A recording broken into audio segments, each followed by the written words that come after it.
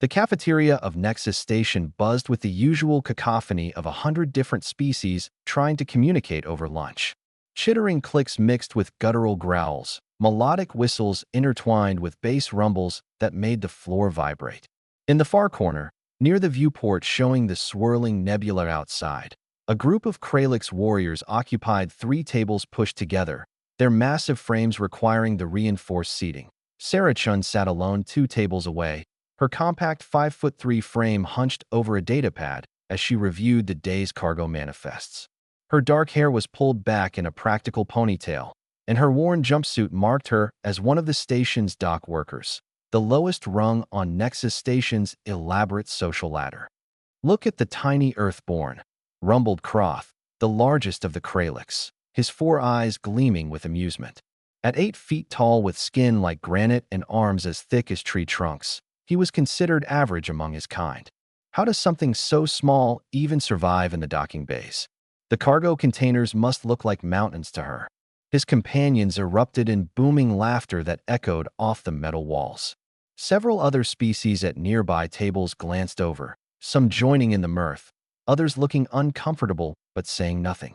Humans were still relatively new to the galactic community, only 70 years since first contact, and most species regarded them as physically inferior, suitable only for delicate technical work or administrative positions. Sarah's jaw tightened, but she didn't look up. She'd heard worse in her 3 months on Nexus Station.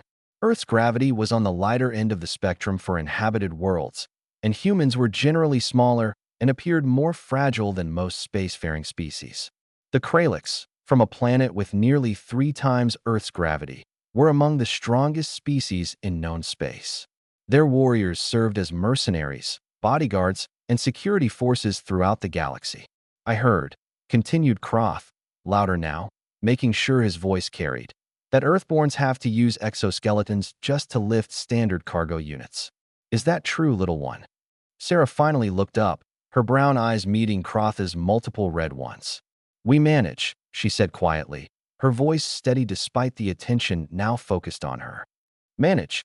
Croth slapped the table, making plates jump. "You hear that, brothers? They manage." He stood up, his shadow falling across Sarah's table. "Come, Earthborn, show us how you manage. Try to move this bench." He gestured to the heavy metal seating beside him, designed to support Kralix's weight. "If you can slide it even a finger's width, I'll apologize for my rudeness." The cafeteria had gone quiet now. A Theshan administrator nearby looked like she wanted to intervene, but remained frozen. The station's human liaison officer wasn't present, not that it would have mattered. Station regulations prohibited discrimination, but they also frowned upon causing interspecies incidents. Complaining would mark Sarah as a troublemaker, likely costing her the job she desperately needed. Sarah stood slowly, setting down her datapad. At her full height, she barely reached Croth's chest. The size difference drew chuckles from around the room. "You're sure about this?" Sarah asked, her voice calm. "Oh, I insist." Croth grinned, showing rows of crystalline teeth. "Entertainment with lunch is always welcome." Sarah walked over to the bench, examining it briefly. It was a solid piece of construction, reinforced titanium alloy, designed to handle the weight and strength of the station's strongest inhabitants. Each bench could easily support 2 tons. She'd seen Kralix arm wrestle on these tables without leaving so much as a dent. She reached down and gripped the edge of the bench with both hands. The room watched, some aliens leaning forward in anticipation of her failure, others looking away in second-hand embarrassment. Croth stood with his arms crossed, thoroughly enjoying himself. Sarah took a breath, her muscles tensing beneath her jumpsuit. And then she lifted. The bench came off the floor smoothly, without any apparent strain. Gasps rippled through the cafeteria. But Sarah wasn't done. She raised it over her head in a smooth press, holding the multi-100-pound furniture piece aloft with straight arms. The metal groaned softly. Croth's grin faltered. Then Sarah began to bend it. Her fingers pressed into the alloy, dimpling the surface. Her arms drew together, and the bench, solid, reinforced, designed to be nearly indestructible, began to fold like paper. The metal shrieked in protest, a sound that made several species cover their auditory organs. Sarah's face remained calm, focused, as she brought the ends of the bench together, folding it in half, then quarters, compressing the entire structure into a twisted sculpture of bent metal roughly the size of a briefcase. She set the mangled bench on the table in front of Croth with a soft thunk. The silence in the cafeteria was absolute. "You were saying something about managing," Sarah asked quietly. Croth stared at the destroyed bench, his four eyes wide. His mouth opened and closed several times before any sound emerged. That's impossible. Earthborns are weak. Everyone knows this. Your gravity is light," Sarah finished for him. "Yes, 9.8 meters per second squared. About 1 g in standard terms." She leaned against the table casually, though every eye in the room was fixed on her. "Do you know what that means, Croft? It means our planet gave us exactly enough gravity to develop strong bones and muscles, but not so much that we're crushed by our own weight. It means we evolved to be efficient."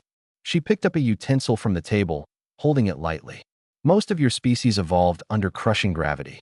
You had to develop thick bones, dense muscle tissue, just to stand upright. You're incredibly strong for your size, but you're also heavy. Your muscles work constantly just to support your own mass." Sarah set down the utensil and flexed her hand. "Humans? We're light. Our bones are strong but flexible. Our muscles are dense with fast twitch fibers. We're built for endurance and explosive power. We evolved as pursuit predators. We ran prey to exhaustion across vast distances, then made the kill with tools and teamwork." She glanced around the room, making eye contact with various species. "Do you know what the average human can do? We can run for hours without stopping. We can go days without sleep when necessary. We can survive temperature ranges that would kill most of you.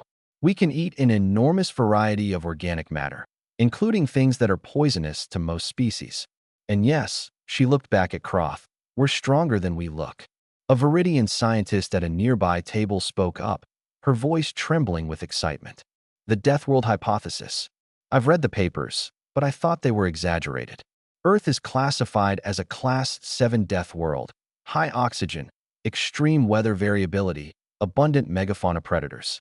Species from such worlds supposedly develop extraordinary survival capabilities, but the data was always dismissed as anomalous."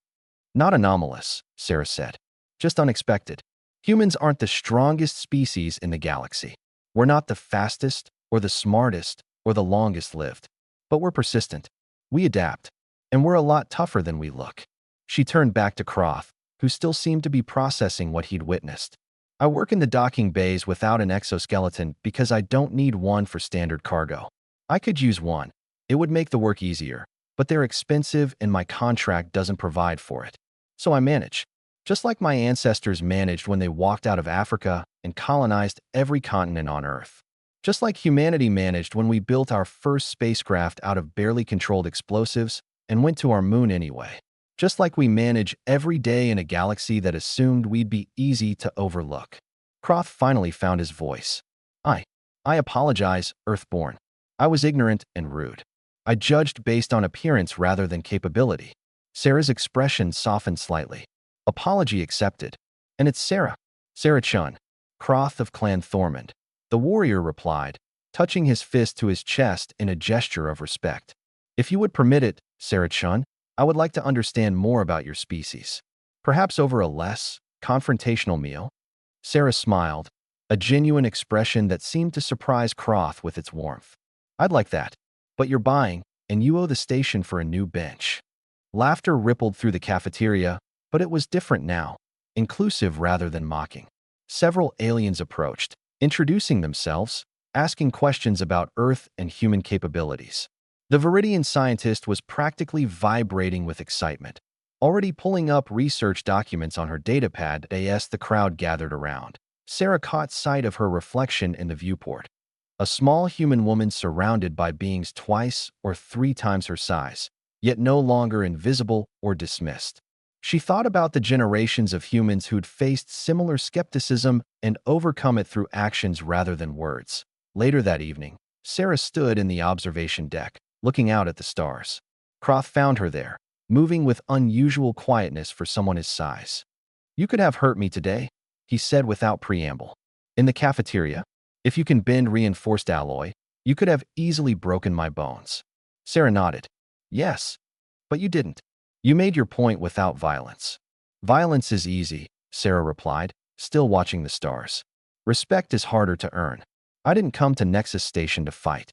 I came to work, to learn, to be part of something bigger than just Earth. Fighting you would have proven I was strong. Not fighting you, choosing to demonstrate rather than dominate, hopefully proved I was civilized. Croth was silent for a long moment. Your species is going to surprise a lot of people in this galaxy. Sarah smiled. We already have. First contact was supposed to result in us becoming a protectorate, a protected species that would be guided by more advanced civilizations. Instead, we negotiated our way to equal status within 3 years. We've established colonies on worlds other species deemed too hostile. We've contributed innovations in fields ranging from medicine to engineering. And we've done it all while everyone expected us to fail. She turned to face Croth directly. The thing about being underestimated? It gives you room to exceed expectations. Every single time. Croth's crystalline teeth glinted as he smiled. I think I'm beginning to understand why your species chose the phoenix as the symbol for your colonial fleet, a creature that rises from ashes, reborn, and stronger. Actually, Sarah said with a grin, we just thought it looked cool. Humans are dramatic like that. Croth's booming laugh echoed through the observation deck, and this time Sarah joined in. As they stood together looking out at the vast expanse of space, the tiny Earthborn and the mighty Kralix warrior, the distance between them seemed much smaller than before. Word of the cafeteria incident spread through Nexus Station like wildfire. Within days, human workers found themselves treated with new respect. Job assignments became more equitable. The casual dismissiveness that had characterized interactions with humans began to evaporate, replaced by curiosity and, in some cases, cautious wariness. Sarah didn't seek fame from the incident. She continued her work in the docking bays, efficiently managing cargo that other species handled with powered equipment. But now, when she walked through the corridors, being stepped aside not out of dismissiveness, but out of respect. 3 months later, when a Kralix security firm posted a recruitment notice on the station, they specifically noted that they were interested in hiring humans. The ad read, seeking security personnel. All species welcome. Earthborns especially encouraged to apply. Appearance can be deceiving. We're looking for capability, not size. Sarah saw the posting and smiled. She'd made her mark on Nexus Station without ever throwing a punch, simply by refusing to be invisible and showing what humans could do when given the chance to eye in the grand tapestry of galactic history. It was a small moment. One human, one bent bench, one changed perspective. But small moments had a way of growing into larger movements, and humanity had always been good at making the impossible seem inevitable. They'd laughed at the tiny Earthborn once. Now, they were learning not to.